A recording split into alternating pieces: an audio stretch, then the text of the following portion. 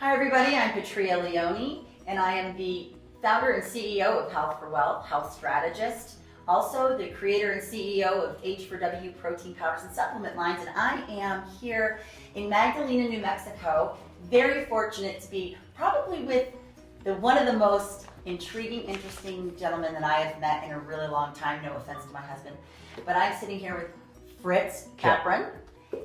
He actually is, we're in his art gallery now. He is an entrepreneur who has moved all the way from Wilmington, North Carolina to Magdalena, New Mexico. What did you say, 2 years ago? 2 years ago to the day. Now I want to know, starting out, he also has a bed and breakfast here and with his partner, John. And I want to know what brought you out here. Lived in North Carolina for several decades. We enjoyed it, and our feeling was we had done it. It was like we have an opportunity to go on and build a whole new life. We always enjoyed the Southwest. Our idea had been, well, why not buy a condo and go out once or twice a year? And then I guess the hurricanes just started pushing us as well.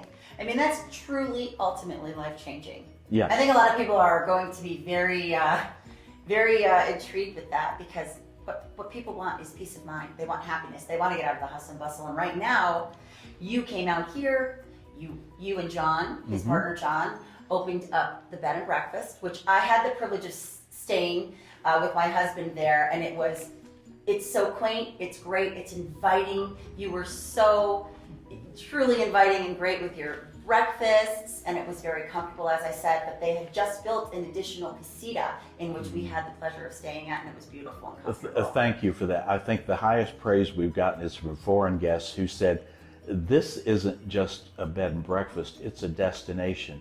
We could see staying here several days. The amenities are so fabulous place. We're at 6,500 feet, and so even in the summer, it's really nice outside. The winters are mild, and there is so much. The sophistication is here. It is. Everyone needs to know, needs to find that out. And because of my age group, my demographic, I'm very much attuned to the retirement community here. And most of the people we interact are professional people who have retired from New York, Michigan, Wisconsin, Minnesota. And if you ask them the same question, you always get the same answer. Why did you come here? And they say, have you ever spent a winter in Michigan? And so you know why they're here. Partly for the weather, and partly because it is still a relatively inexpensive place to come and stay. And we are developing the infrastructure, the other fun things that you expect to have in a really satisfying and diverse retirement. Now, you just said a really key word, satisfying. Moving from North Carolina, you wanted to get away from the hustle and bustle. Right. What did you spend your main career doing? I was a research scientist working with molecular genetics. Yeah, that is. And there's not an obvious segue then into watercolor. I took this leap and I took a watercolor course. I'd never had an art course in my entire life. I took a watercolor course. And the instructor, just serendipity, she just happened to be married to the architect who did all of the architecture for the university system. And I said, I love this kind of stuff. I said, I'm not into drawing and painting puppies and flowers and all this stuff. I want to do architecture, historic architecture. She said, we're here in Wilmington. We got buildings that are 250 years old. You go and I'll help you. And it clicked. And if that had not happened, we wouldn't be having this conversation. Right. I don't know what I'd be frustrating people. That watercolor, I want everyone, love people to see. We're in his art gallery right now, and he has multiple artists that live here in town.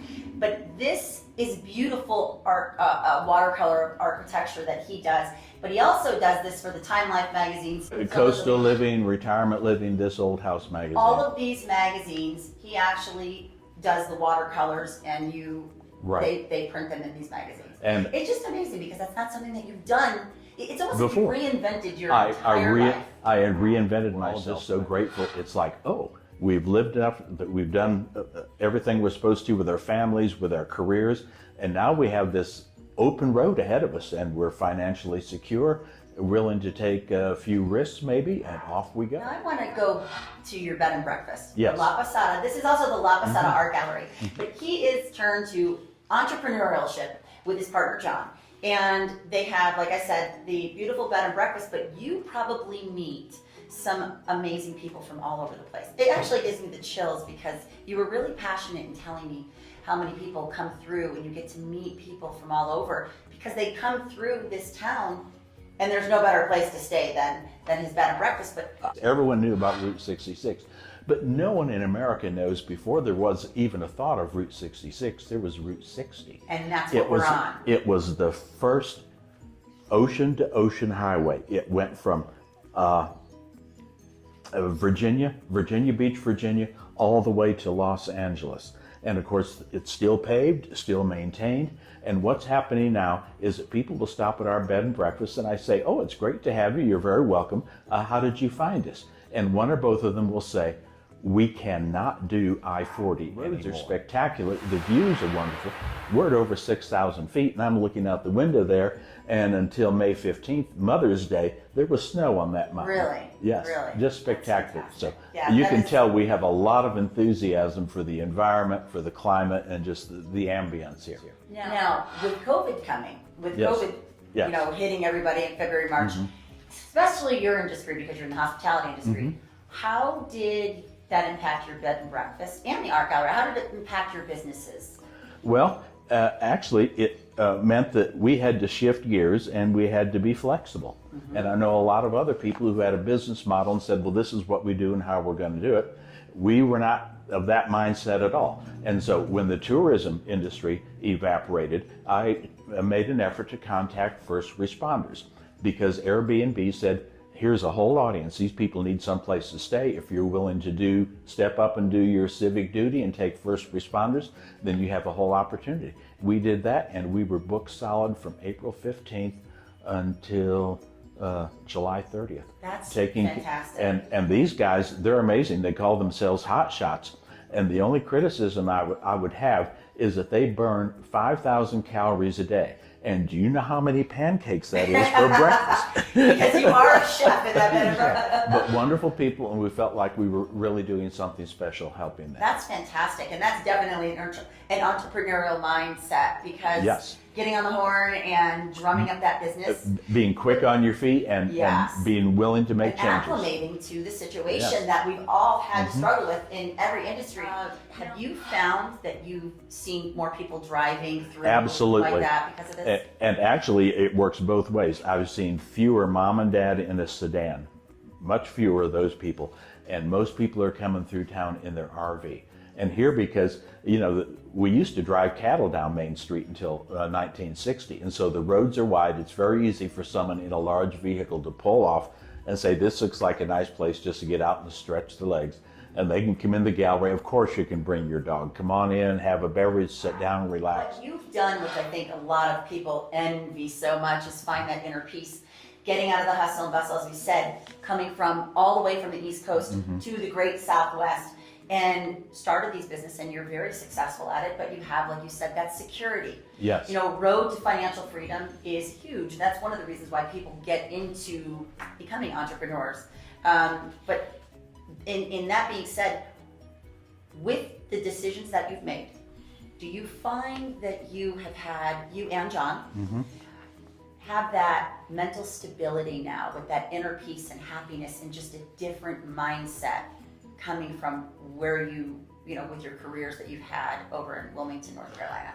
I think I can honestly say I'm more content now and sleep better at night than ever before in my life because there really doesn't seem to be that much risk.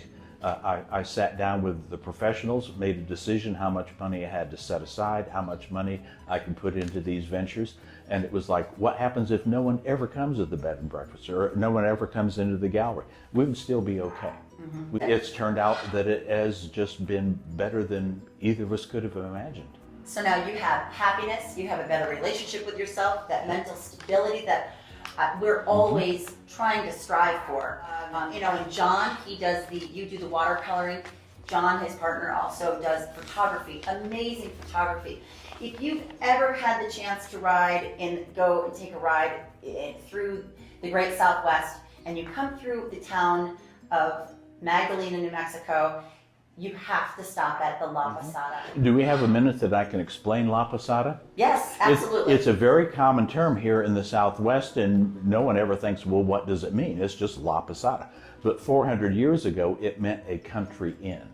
Before this area had been populated, you might have to go a long way before you could get to the next place where you could get a meal or security or whatever. And these places were called La Posada. It was the country inn. But it is now also a synonym for hospitality. Oh, really? You could be having a conversation with someone in Spanish, and you could talk about, oh, we went over to their house, it was wonderful, the meal, they were so intense, and you would say La Posada, because it was just interesting. Isn't that nice? And so if you go up to Albuquerque or Santa Fe or Taos or places like that, almost, all of these towns are going to have a place called La Posada. And so for the LLC, we had to be very specific, which was easy because we're in Magdalena, which is named after the biblical figure Mary Magdalene. Yes. And so we, in fact, are the country inn of Mary Magdalene. It's a long, long name, but it makes us secure with our LLC. Nice. Very good. Well, I appreciate you sharing your experience. I appreciate you with your art gallery and the bed and breakfast. And I wish you all the best of luck. Thank you. You are. When I said that you were very intriguing and interesting, I don't know how many times I've told people about you, and it's true. He's very, very talented. The gardening, your wood fire oven that Yes. you built with John, very, very talented with the painting and just that artistic mind, along with becoming an entrepreneur. I'm envious. I said to my husband the other day, I said, we strive for that financial freedom, and we strive for that inner peace, Yes. and to be able to be secure in our lives and do something that we truly, truly love. And you have definitely accomplished that, and it's very admirable.